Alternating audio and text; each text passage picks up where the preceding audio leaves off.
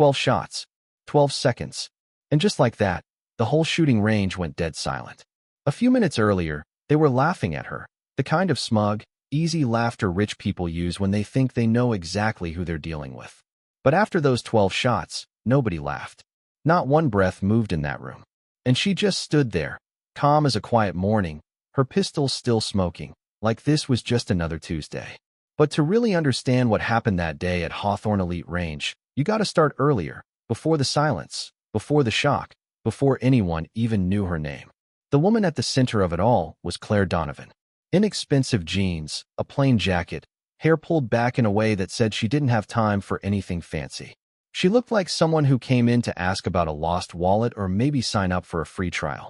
Not someone walking into the most expensive, most exclusive shooting facility on the West Coast. Hawthorne Elite wasn't just a shooting range. It was where CEOs held secret meetings, where the kids of senators got private coaching, where the rules only applied to people who couldn't afford to break them. Everything was marble, chrome, glass, and attitude. Plenty of attitude. Claire stepped inside like she'd rehearsed it. That mild smile. Those steady eyes. She looked harmless. And that was the point. The receptionist, perfect hair, perfect teeth, perfectly trained condescension, gave Claire the kind of up and down look that could curdle milk. "Can I help you?" she asked, like she already knew the answer was no. Claire slid her credit card across the counter. "I'd like to register for the advanced course." The receptionist blinked, then blinked again. You could practically hear her thoughts screaming. "Advanced? You?" Before she could respond, two men behind Claire started laughing. That polite, polished laugh rich men use in golf clubs and cigar lounges. One of them, tall, silver hair, suit worth more than some cars, leaned over to his buddy. "I'll bet she thinks advanced means they show me which end of the gun points forward." That man was Victor Hawthorne, owner of the range. And ironically, the last man on earth who should have underestimated Claire Donovan. Claire didn't flinch, didn't blush, didn't stutter. "Advanced course," she repeated with a friendly smile, as if nothing in the world could bother her. Hawthorne stepped in, dripping with politeness that was somehow ruder than an insult. "Ms. Donovan, are you sure you're ready for something so demanding?" She nodded lightly. "Positive." He shrugged with that practiced, lazy arrogance rich people inherit like property. "Well, if you're set on embarrassing yourself, far be it from me to stand in the way." They snickered as she walked to the sign-in desk. But what nobody knew, what nobody even imagined, was that Claire Donovan hadn't just touched a firearm before. She had once been the ghost story whispered in special operations locker rooms. The one sniper they said could shoot the wing off a fly in a windstorm. The woman they used to call Lantern, because when she set her sights on something, it was as good as illuminated. 7 years earlier, Claire Donovan had vanished. No trace, no forwarding address. Military record sealed, so tight it might as well have been erased. To the world, she became nobody. And she let them think that. Because after the mission that destroyed her unit, after the truth was twisted to protect the powerful, after the man she loved was labeled a traitor to cover up the actions of men like Victor Hawthorne, disappearing was the only way to survive. But 7 years later, Claire resurfaced. Not to reclaim glory, not to seek revenge for herself, but to finish what her partner Jack had started before he died. Jack had uncovered a trafficking network disguised through private gun clubs and exclusive shooting facilities. Hawthorne Elite was the crown jewel of that operation. So Claire put on her plain clothes, her mild smile, her unthreatening softness, and walked right in. The next morning, she showed up for class, playing the role of the confused beginner. She held the gun wrong. She pretended the recoil shocked her. Let them laugh. Let them underestimate her. Let them look away whenever she walked by. Because every time they dismissed her, she slipped a little deeper into the cracks, unnoticed, unseen, exactly where she needed to be. She mapped out blind spots in the cameras, memorized guard rotations, counted entry points, watched who came in early and who stayed late, placed tiny micro cameras under shelves and behind bulletin boards, all with that same quiet, harmless expression. But there was one person she couldn't fool, the instructor, Dean Mercer, ex-Army, steady posture, sharp eyes, the kind of man who didn't judge people by appearance, because he'd seen the quiet ones before, the ones who carried storms behind their ribs. He corrected Claire's stance gently, but he watched her hands closely. You sure you've never done this before? She gave him a sheepish smile. Guess I'm just picking it up. He didn't buy it.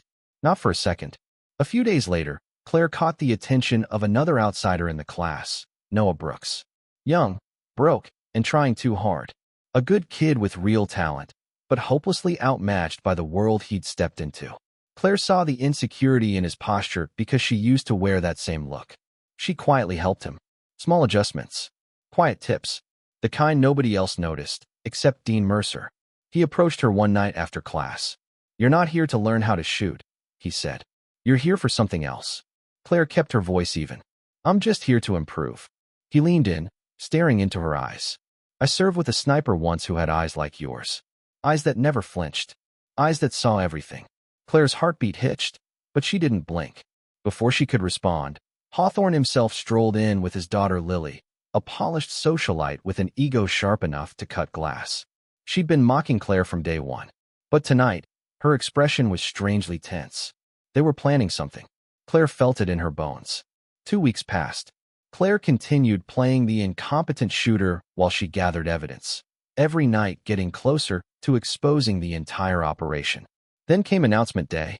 Hawthorne Elite would be hosting its annual invitational, a high-profile competition attended not just by local elites, but wealthy businessmen from overseas. Men Claire recognized from classified intel reports. This was the day Hawthorne planned to finalize his latest deal. This was also the day he planned to humiliate Claire publicly. Noah was excited, nervous, but hopeful. He wanted to prove himself.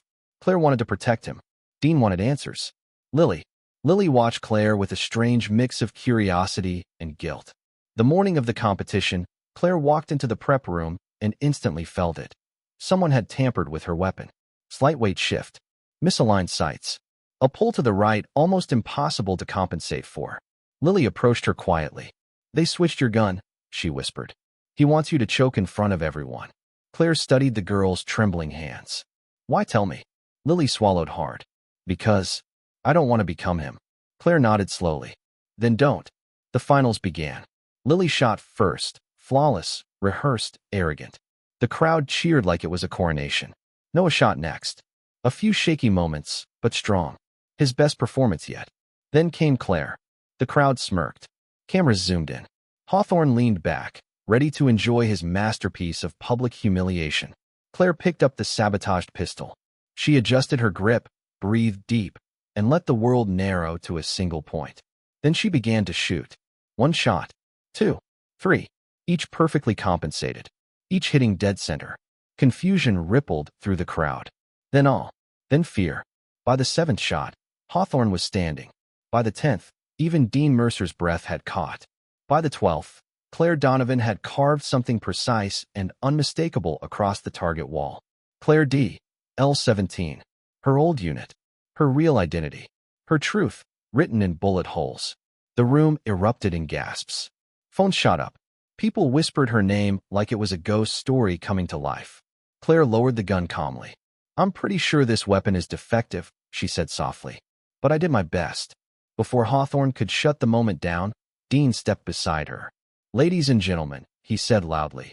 You are looking at the legendary Lantern, former long-range specialist with the longest confirmed operational shot in Special Forces history. Chaos erupted. Before Hawthorne could escape, federal agents stormed the range. Claire's months of evidence had done their job. The men in suits, his buyers, were detained. Lily stepped back from her father, tears in her eyes as agents cuffed him. You think this means anything? Hawthorne spat at Claire as he was dragged away. You think you won? You don't understand the world you're in. Claire leaned in.